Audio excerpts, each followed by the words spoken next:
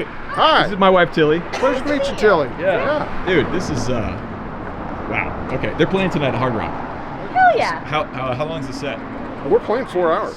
Yeah, we got So I mean, it's it's like a mix of covers and originals. So 8 o'clock. 8 to midnight. Hell yeah. So yeah, track 5 at the Hard Rock Casino. Dude, this is so cool. Awesome. Come check out Guitar House. I've heard that this is one of the best guitar shops around.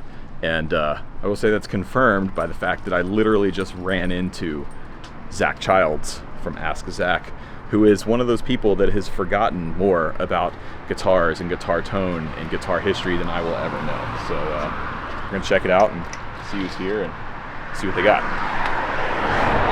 Oh yeah, you wanted to see this one, right? Yeah, like there's 2 actually. The Lucille I'm also interested in. Oh, I didn't see the The Lucille. Lucille's right there. I'm trying to figure out how the stereo wiring is on it, but that's the one that would probably need red approval certification. I was telling Madison, like, you need to start having like a certification surface for people where you're just like. So this one actually has, on the Lucille, it's 2 separate outputs. Oh, okay. The farthest, the southmost jack, Yep. that's going to be the negative. Oh, okay. And then the other one Is is for your, you'll get no output on the neg. But you, Oh wait, who is that back there? Oh, yeah, he just bought a Dan Electro display model board. A I wild just bought Josh that Scott. thing too. So Did you? What are you doing here? What are you doing here? All the time. Dude, did you see? Yeah, I didn't know. Hey man, it's Peavy. Meridian, Mississippi, U.S. build. Fantastic instrument. For real? Yeah, that is US PV, baby. It's a classic. Dude.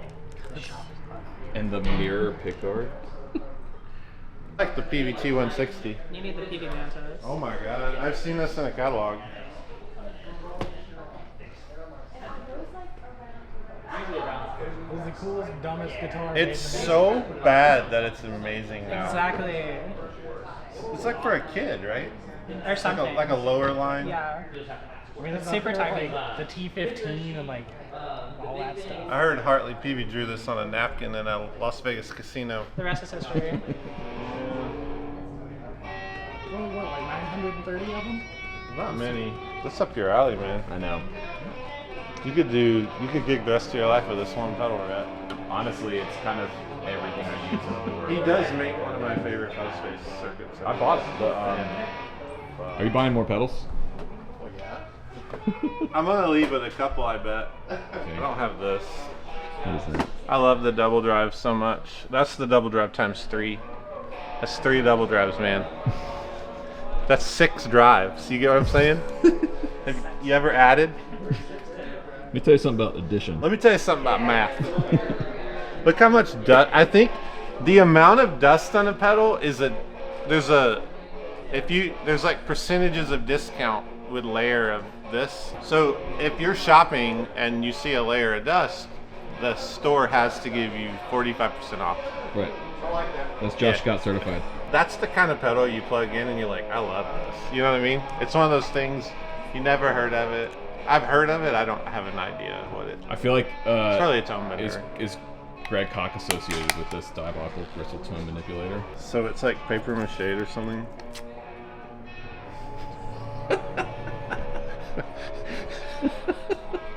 What is this? Is it Port City? This is something. This is the kind of stuff I see you pick. Yeah, this is. I'm definitely. I don't know what it does, but I'm into pedal that it. has like 5 million knobs. He'll text me and be like, "You got Yeah, what do you this?" think? It was an era where they had to use the red switches, and they don't sound different, but there it is. So I have the regular one, but I need the red. The gear page says that sounds different. Okay. Yeah. This is in the Bible. You only put skin on boots. That's in the Bible. Yeah, somewhere. Cowboy boots. Yeah, that's like. It's like 3rd Maccabees or something. Don't put skin on a guitar. Unless that's gonna hang in the Affliction store. You can play this if you have bedazzled jeans. Yeah, that's right. Where the pockets, you got the Pockets the have big like cross. they're like studded. Yeah. They ship that in drop D, by the way. Not be very hard to do. Grab another cable. You can just play it in stereo. Oh, see, now that's There you go. There you go. Just like was intended. Of course. Yeah, it's like a fixed capacitor per setting. Right. It'll be real intuitive while you play it. I'm pretty sure one, if I remember correctly, is a bypass. Yep. And then it'll just it's almost like a set notch filter. Okay. So every setting you set it on, you're just gonna kind of sculpt to this part of the EQ. Nice. Okay. One of them will sound super underwatery, and one of them will sound super bright, and it's a cool thing. Nice. Okay, cool. And we're in stereo. Yeah, you're in stereo. 66 Princeton. Yeah, I think this is a 57 or something. I can't remember exactly. Oh, that'll be fine. It'll do. It'll do.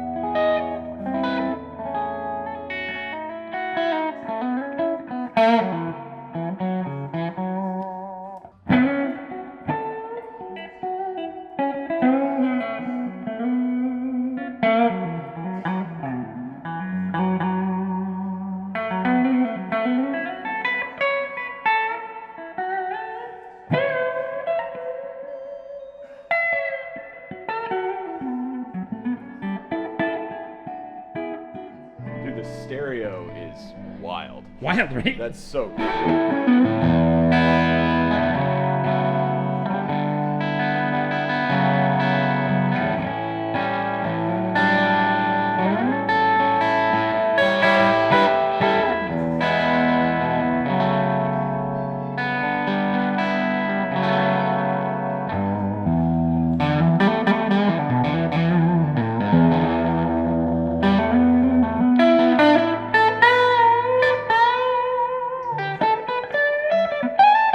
I don't know, man.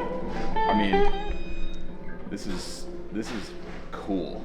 Like, you have two amps that you could run this into at home, like two different, like this kind of setup. Yeah, It's pretty sweet, right? that's sick. Cool, right? Yeah, I'm not gonna lie. Like, I kind of always thought, like, oh, the stereo thing was a gimmick, like they did it in the '50s, just to, but that's It's a really neat thing, and you put like a Terra Echo or some cool Yeah. stereo effect in between them, and it just it gets bigger and bigger. It's really neat. yeah. God, it makes me want to like mod one of my guitars to do a stereo output like that, just for fun. Another good one is just stereo amps are good too. Yeah. You have like a smart stereo, it's Yeah. like two 5-watt heads in one kind of Yeah, vibe. yeah. And those do a really cool thing, like the speakers point different directions. Yeah. And Well, they used to sell this with a Gibson amp, right? I forget Yeah. the model name, but it had the two it has different. the two one going the same Yeah. way. It's the same vibe. Buddy of mine in Atlanta has one, and they're crazy money now. But They're super cool. Yeah. The original 345 stereos, Yeah. they're just a single jack, Right. but it's the stereo jack. And so it's like TRS cable. It It's a splits TRS out. splitter, Yeah. right? Exactly. So this makes it a little bit more manageable. That's so sick. It's super cool. Oh, that's super cool. Yeah. That's a win? That's a win for sure. You get any details of it? That's killer.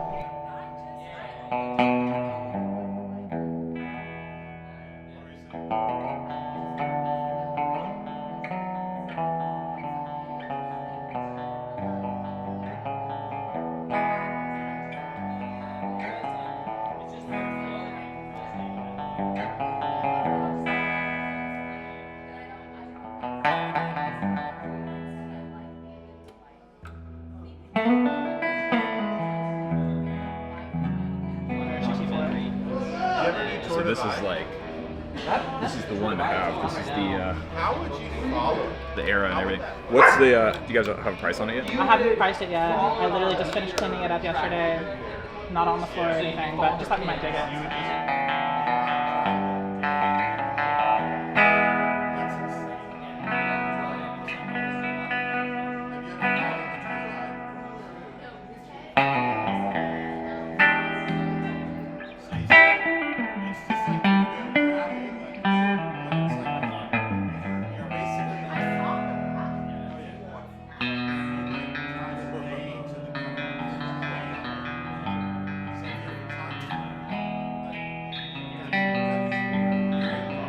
should play a song and let me do the tremolo arm. Right? All right, ready? Yeah.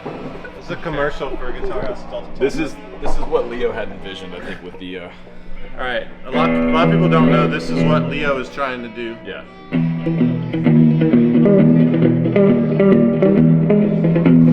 Wait, I need to come around. Okay. Okay, right here. Got it. Ready? It doesn't work. All right, so go. Okay. Ready? One. All right, here we go.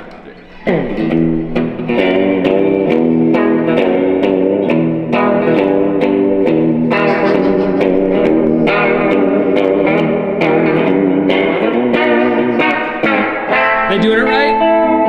I don't think so. Yeah.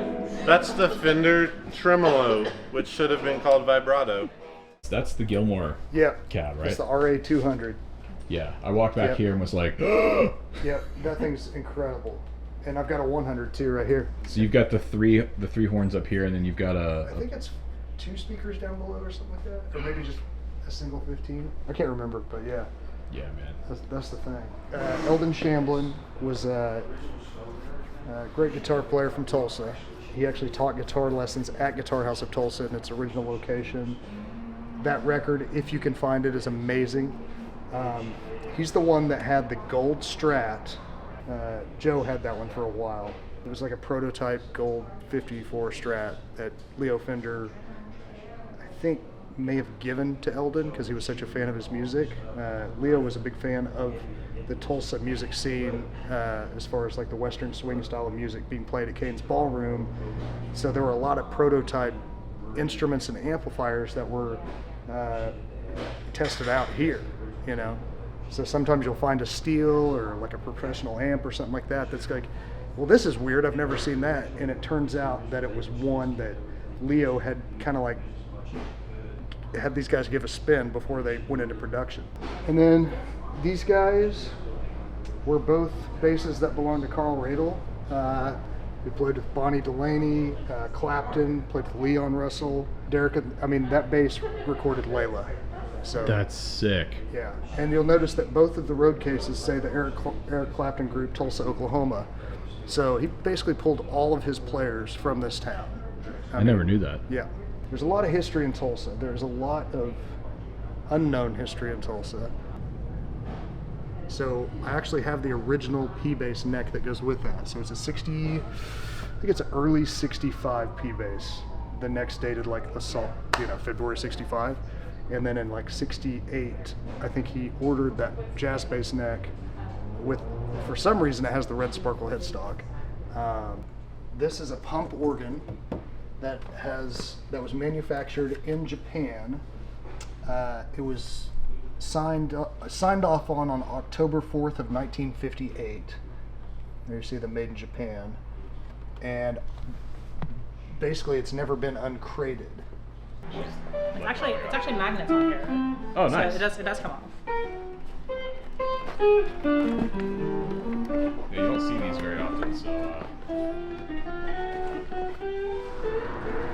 What'd you get? I got a keyboard. Yeah? He got a bunch of old garbage pedals. Yeah.